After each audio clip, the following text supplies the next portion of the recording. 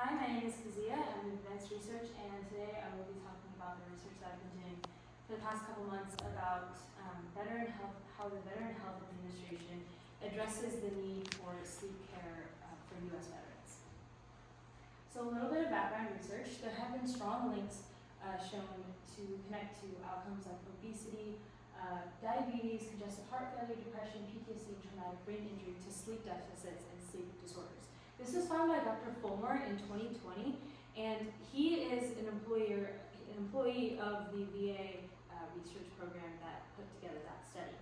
And then not only in 2020, but decades of studies have showed correlations between sleep disorders and sleep deficits to different comorbidities. So in 1997, they found a link to sleep disorders and sleep deficits to depression. In schizophrenia in 2019, bidirectional correlation with ADHD in 2024, anxiety and depression again in 2019 and 2023. And there's also a well-documented link between sleep disorders and sleep deficits to suicidality among veterans. So I decided to look into this a little bit, just a little bit of a scientific background as to why this may be happening. And a study done by Dr. Balbo in 2010, who works for the University of Chicago, found that sleep deficits can actually harm the hypothalamic pituitary adrenal axis. This is just a part of the brain that controls decision-making skills, it controls physical and mental well-being, so it makes sense that sleep deficits would cause psychiatric problems and more comorbid conditions. And then Dr. Thomas in 2023 found that the parasympathetic nervous system, or the calming system in the body, actually decreases beyond what it's supposed to during sleep when people have nightmares or a nightmare disorder. So this can also explain higher blood pressure, hypertension within people who have sleep deficits or sleep disorders. And then Dr. Troxel in 2015 stated that the grouping of sleep disorders and sleep deficits under the umbrella of a PTSD diagnosis can actually lead to underdiagnosing insomnia and different sleep disorders. So what? Why does this matter? Well, the Veteran Health Administration typically prioritizes and puts their resources into PTSD treatment, substance abuse treatment, and depression, and cardiac conditions, and more. But they don't put a lot into their sleep care programs, from what I've seen. And sleep disorders have been shown to correlate with all of these comorbid conditions that they seem to focus on. So actually focusing on sleep disorders and sleep deficits and putting more effort into that department could actually help them in the long run. So my research question is, how does the Veteran Health Administration address the demand for complex sleep disturbance care among U.S. veterans? And my hypothesis is that they don't really prioritize sleep care and therefore do not put as many resources into that. So here's my method. I broke it down into 4 sections, really 3 if you count 3 and 4 together, but step 1 was looking at VA clinical practice guideline reviews. This is what the VA recommends that their practitioners do. Secondly, I look at the VA efforts towards sleep care programs. What are they doing differently? How are they improving their systems to help these veterans who have sleep disorders? And I did this through the Freedom of Information Act, or a FOIA request. So in order to gain access to these public records, sometimes they're not openly accessible online. You have to submit a formal request, and then the VA will get back to you, or the government entity will get back to you with that documentation. So I submitted one of those, and then number 3 and number 4 are the sources. Number 3 verifies that it's the evidence acknowledged by the VHA. A lot of these sources that you'll see on the slideshow, and there are plenty more on the paper, that actually are acknowledged and posted by the VHA themselves. And then lastly, 5, the policy formation. How I think that this can be implemented and how it can change the system. Okay, so first I want to note that this is kind of like the basis of what I'm going off of when it comes to my research.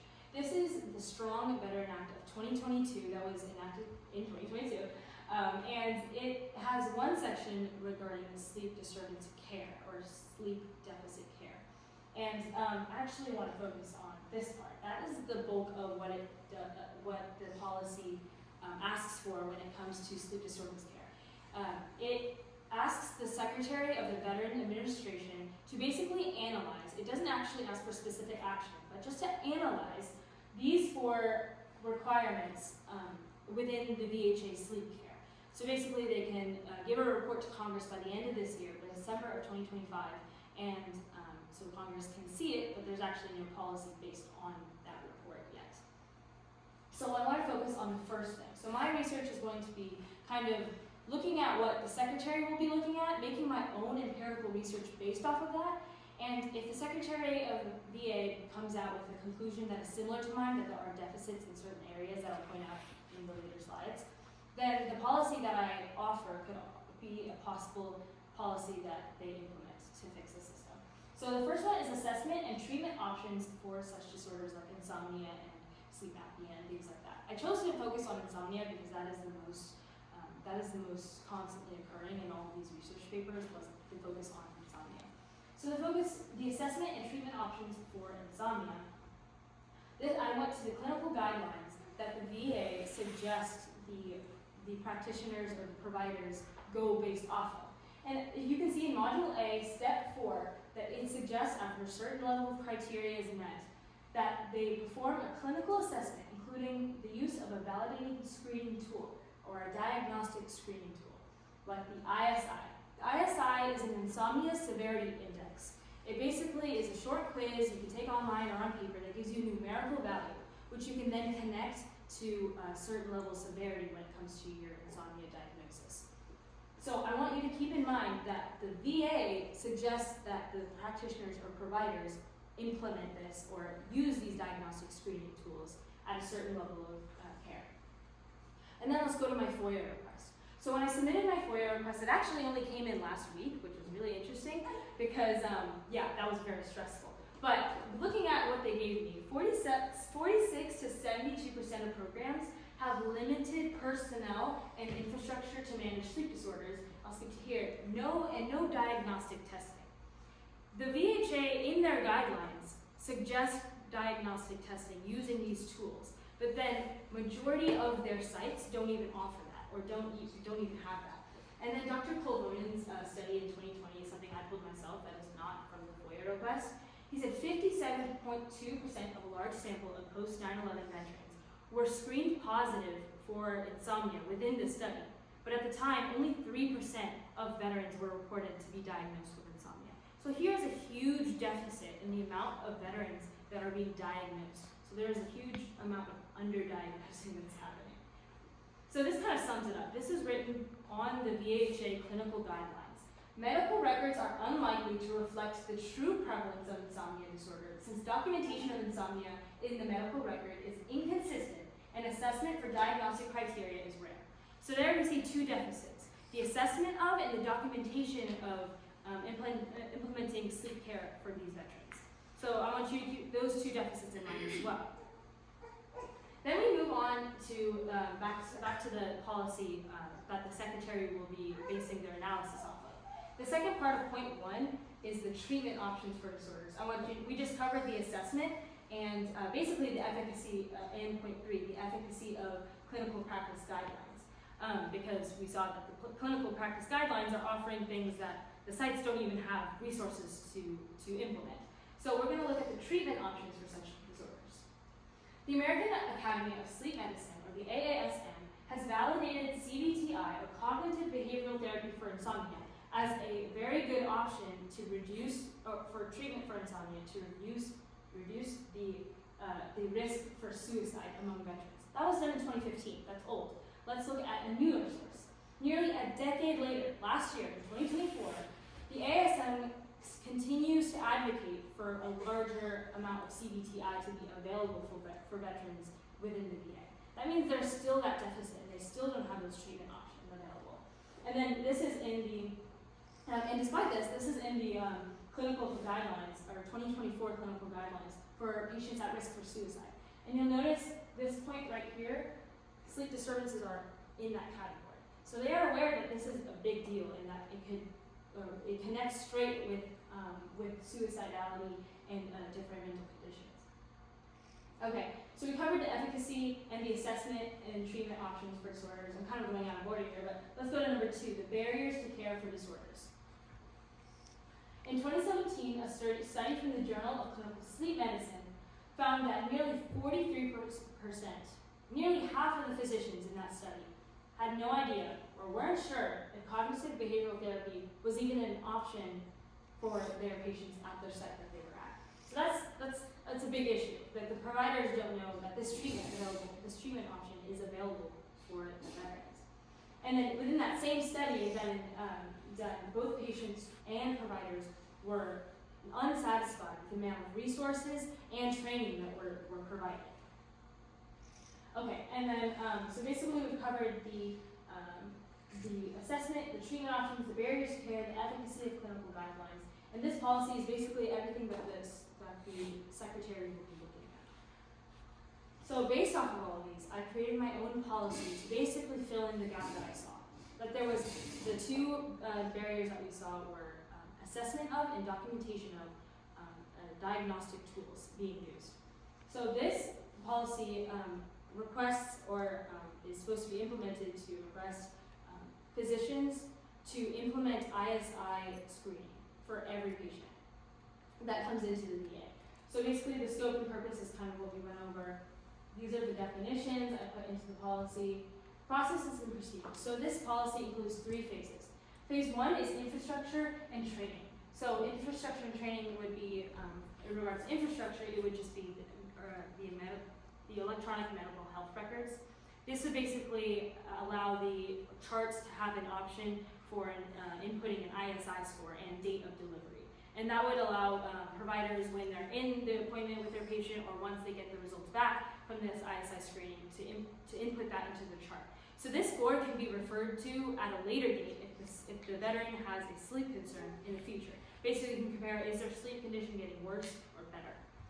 And then phase 2 and phase 3 are basically kind of similar. Phase 2 is new patient screening. Any new patient that comes into the VA are to be screened for ISI with their consent. And then phase 3 basically says that any existing patient within the VHA is to be administered an ISI at their next scheduled appointment. This would allow more ISI to be administered, and then more documentation, so we can get more diagnosis for insomnia for people who have it but are going unnoticed. And these are kind of materials and method, basic policy standard, kind of like an audit every 5 years to make sure this policy is being implemented correctly. Okay, so what are the implications of this policy? Well, the data set, in 2023, Dr. Bishop, who is a clinical psychiatric professor of clinical psychiatry and addiction, did this study, and in a data set of 1,489 veterans who had committed attempted suicide following discharge from a mental health rehabilitation program, nearly 80% of them had a sleep disorder or were being treated for a sleep disorder. This is a huge issue that the VA should be looking into, why there's such a correlation between sleep and this mental health process. And then targeted care, or Dr. Ali in 2023 found that targeted care sleep disturbance care could lower the 48% chance of myocardial infarction or a heart attack, and a 53% chance of cardiovascular mortality, and 14% chance of cardiovascular disease. So this kind of goes back to what we were saying at the beginning of what Dr. Colvonen talked about. Basically, we have these lists of comorbidities and mental health issues and this risk of suicidality, and everything on this page is basically saying that this links to sleep, and that if we address this, we can solve this issue and we can reduce those comorbidities. Okay, so here are some limitations of the research that I experienced. Record accessibility and broken links. The VA Gov website is extremely outdated and they don't update anything. Almost every link that I clicked on was broken and I could not find the updated version of it. It's actually a transparency issue in reality, but that's beside the point. And then generalized documentation. So I did submit a FOIA request and I received a lot more information that I put on this research, but it was too generalized. So give me a patient count for a certain service that they offer, like therapeutic services. But they don't break down therapeutic services into into CBTI or PTSD therapy. They don't do any of that, so I couldn't really pinpoint that the amount throughout the years to give a valid conclusion out of it. So I decided to keep it out. And then the Strong Act of 2022. The Strong Act of 2022 actually kind of clashed with the FOIA request that I submitted. Because they are still investigating this and the report comes out this year, they're not willing to give me certain reports because it's still under investigation. This is kind of an example of literally every link I clicked on. 40 links and I was done. It was every budgetary document sent me to this link. For example, budget request for fiscal year of 2024. I looked at like 5 different years before I gave it up. But every single link on here that you see underlined is invalid. For future research, I want to focus on the prevalence of comorbidities when it comes to medication. So I kind of want to look at the pharmaceutical side of approaching chronic insomnia because a lot of these medications typically clash. For example, medication for PTSD can clash with insomnia symptoms and insomnia medication. So that's a big issue that I want to focus on in the future. So back to the research question, how does the Veteran Health Administration address the demand for complex sleep disturbance care among U.S. veterans? And they found that they actually had a lot of deficits in their screening and administering of and documentation of diagnostic tools to determine insomnia. So actually they're not getting ahead of it. Instead of focusing on treatment, we need to be focusing on identifying that there is a need for treatment in the first place. So the research conclusion was that they came up with the Strong Veteran Act of 2022, and they're still under investigation. So basically, this research was meant to compare the policy, or the conclusions from the 4 criteria that they mentioned, and the conclusion that the Secretary will come out with by the end of this year. And if they match and they do find a deficit in assessment and documentation, then we can use this policy to fill in that gap. And these are my references. I'd also like to thank the entire AP Capstone Diploma Program, and Cody Engel was my seminar teacher, my AP research mentor was Anu George, and my, I meant to put your name on there, I'm so sorry. Right. I actually meant to put your name under mentors too, because actually my original research had had failed in the first few months, and I had to pick something up really fast, and Mr. Horn helped me a lot with that, so I'd like to thank them for that. So let's talk about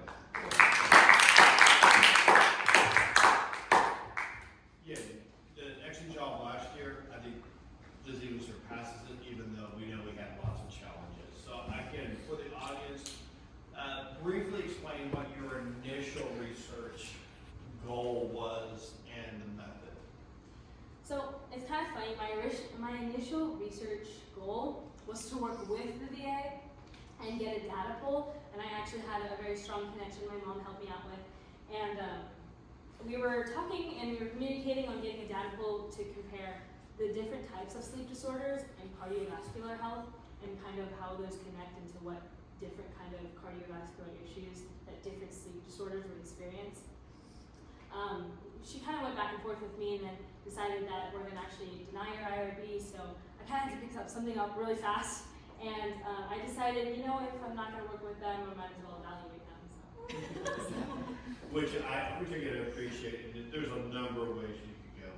With that, obviously we were changing things in the middle of October into November and a lot of pressure. What were some other areas, and you and I had conversations, what were some other areas that you were considering going in and addressing the research in that period of time where things were kind of up in the air? What were some other areas of research you thought about? I wanted to actually... Besides quitting. No, I actually wanted to focus on the mental health aspect of it instead of like all comorbidities and all like disorders illnesses that might come with sleep disturbances.